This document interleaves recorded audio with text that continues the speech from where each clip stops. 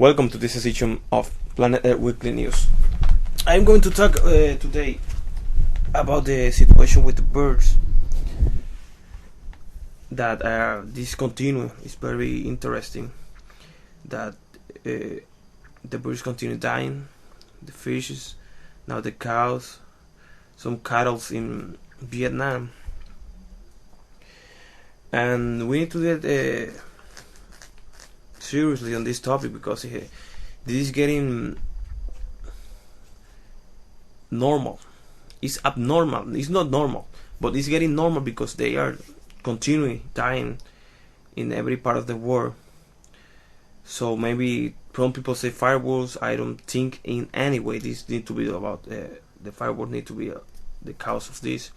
I have doubts about harp. All the people say harp, but I have a little bit of doubt about that. But the most I think is the pole shift that is going on, because I haven't seen a airport closing in the last years because of the pole. North Pole is moving, so the fish, the cows, the birds are dying, and apparently the pole shift is moving in the same exact time about the birds dying. Maybe it's harp, I don't know. I have reading also that some people here in YouTube are thinking that they see a planetoid near Earth. I have my doubt about that, but maybe it's true, maybe it's false, I don't know, but let's see what happened with that, because that need to be studied very, very deep before having a conclusion. So also, as you know,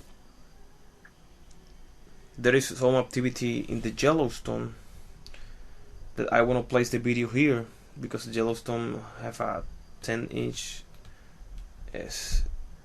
situation over there. I'm gonna tell you now what it is. They say the Yellowstone has bulk at magma protect swell. It's like a 10-inch like that.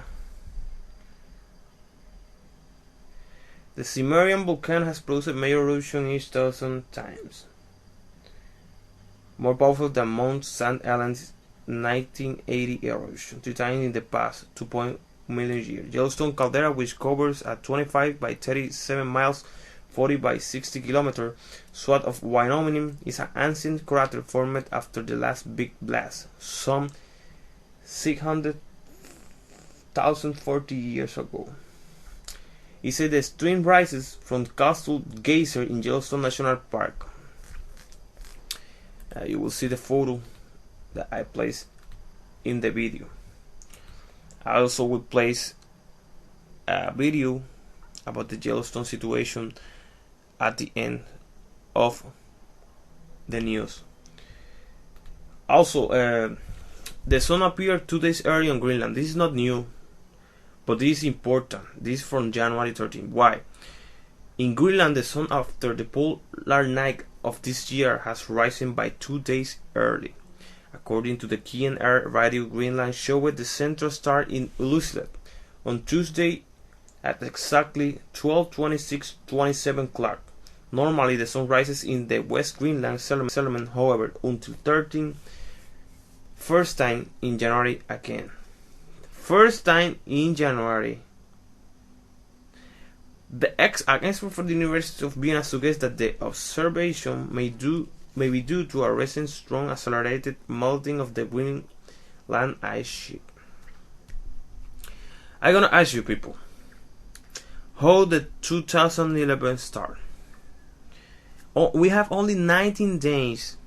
There are big floods in Brazil, incredible storms in Australia, birds dying, fish dying, cows dying, crabs dying, polar shift moving, closed airports in Florida. The sun appeared 2 days early in Greenland. 3 7 points plus or 4, I don't I don't remember earthquakes. When a year by USGS history have only 15, and on 19 day we have at least 4. So we are this year gonna be, if we go at least have 3 more before the end of January, that will be like 7, and 48 are in 6 months. So 48 7.0 earthquakes is only 6 months in different part of the world. So we're talking about like 98 7 point plus earthquake in 2011 if the situation continues in the same way that is happening right now. So we're talking about major earthquakes taking places in different parts of the world, and breaking the record by like 75 earthquakes. If we have at least 6 or 7 earthquakes, 7.0 plus by month, and we have 4, so with 3 more before the end of January, that will be like 7. And if that continuing, we will break the record of earthquakes, and that's not normal in any way. In any way, that's normal. In any word also. So I also have an article here that Rogan stunned by locals' theory that the funny man Seth Rogen was left stunned by a recent encounter with his movie-making hero George Lucas, because the Star Wars director spent 20 minutes telling him that the world would end in 2012. George Lucas sat down with and seriously proceeded to talk around 25 minutes and about how he thinks the world is gonna end in the year 2012. Like for real, he thinks it. So he talked about the tectonic plates, and he told Rogan that he thinks the tectonic plate will be the event that will cause the end of the world in 2012. And Rogan says, hey, you have a spaceship to save yourself? And he said, no, I don't have a ship, but I have a Milestone Falcon in my garage with our pilot ready to fly me and Steven Spielberg. So Rogan says, I'm fucking up. I will die the rest of the world. Another situation is the aliens. There's a lot of activity about the UFO in the last year. The 2011 started with the UFO activity also. Closing airports and a lot of situations, you know. I was looking at the theaters movie release from the last 12 years. And from the last year and a half, 2010, to the end of 2011, you're gonna see like 12 alien invasion movies. The most in the history of theaters, and the most in 1 year in 2011, because we're gonna see Transformer Dark Moon need to be about some alien invasion robotically. Battle Los Angeles, Cowboy versus Alien, The Darkest Hour. It's about some Russian kids that have contact or are afraid about some aliens that they contact. Paul, Apollo 18. Let me see if I forgot someone, but that's the names I already know right now. But I know there are a few more. And the last year, Skyline, Monster, and you see before the start or at the end of the movie, they say they warn us. So I think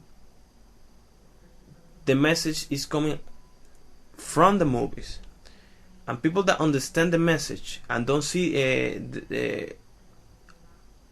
the movies like a fun situation, say that, because some movies, yeah, totally agree, are fun and are entertainment and fiction, but some movies have some message hidden for the people to understand. And I'm seeing a lot of alien invasion movies with some message in the last couple half a year and a half, and this year especially you will see a lot of them with the same message at the end. Ancient civilization warn us, or NASA sent a message to deep into space in 2009. That's Skyline, I think, and a lot of information before the movies. So if you sit and write what is happening in 2011 in only 20 days, you will see that there is something going on our earth, and I think we need to store food, medical supply, and have a survival plan in case something happens.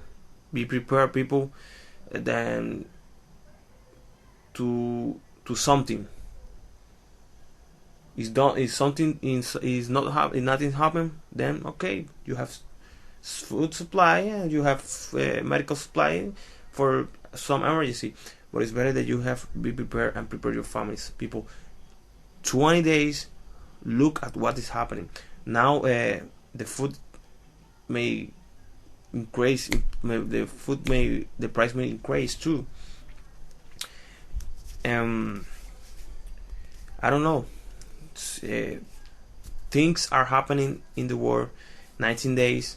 Make calculation about the earthquake situation. Checking the USGS that only 15 earthquakes per year, and we already have 3 or 4. So if we continue in this way until the end of January, you will see how many will impact Earth at the end of the year. And maybe next, like I say, you don't see nothing happening in your area right now because it's not maybe the time in your area to hit something. But when it hit, you will wake up. I'm not saying that it will happen, but may happen because things are getting worse. Things are getting worse, and the media will need or will have at some point to inform the people that something strange is happening. Because the media is hiding or not telling all the information, but the time will come that they need to tell, because there will be no more hiding, because it will happen everywhere. Also, there is information that a superstorm is forming globally in Europe. I need to investigate that, and if you want to investigate, go to some weather resource like Weather Channel. Space Weather also have some image from the Earth, and you can check the situation. I will leave you now with the Yellowstone video that has bugged a stream rises from Castle Gazing Yellowstone National Park. I will leave you with a video. Enjoy it and have a pleasant, great day here on Planet Earth Weekly News. Thank you, people, and goodbye. Yellowstone National Park is huge, encompassing 2 million acres. In 1872, Congress made it the world's first national park. It is hidden within one of the most remote places in the lower 48. It's bigger than Rhode Island and Delaware combined. Right here, no road in any direction for 22 miles. A canyon 20 miles long. 17 rivers dissect the wilderness. Sweeping grasslands, more than enough to sustain Yellowstone's 4,000 bison. Yet, for all you can see, the real story behind Yellowstone is in what you can't see. Here, just underground, lies one of the world's largest volcanoes. It reveals itself at the surface in menacing ways, with mud pots that belch toxic gas and fumaroles that hiss with acid vapor, superheated pools of water, steam vents, and geysers attract some 3 million tourists a year. Few understand that Old Faithful won't be faithful forever. And one day, the volcano below may erupt. Underneath Yellowstone's surface, just 4 miles down, is a massive cauldron of magma. Its total volume enough to fill more than 3 Lake Michigans. It's been 640,000 years since it last erupted, and no one knows if or when it will explode again. Yellowstone is also home to 70 species of mammal. Elk and bison are just 2 of them. And Yellowstone is home to one of the greatest wildlife reintroduction success stories, the gray wolf. Wolves here were wiped out in the 1940s under an old predator eradication program. They were reintroduced in 1995. And the wolves have an influence on Yellowstone's elk and bison populations. By preying on elk and bison, they keep the populations of these herbivores at a stable level, which in turn helps keep Yellowstone ecosystems healthy. Life continues on Yellowstone's surface, and the molten earth beneath seemingly moves with a life of its own. And present-day visitors can witness the geologic splendor of its changes.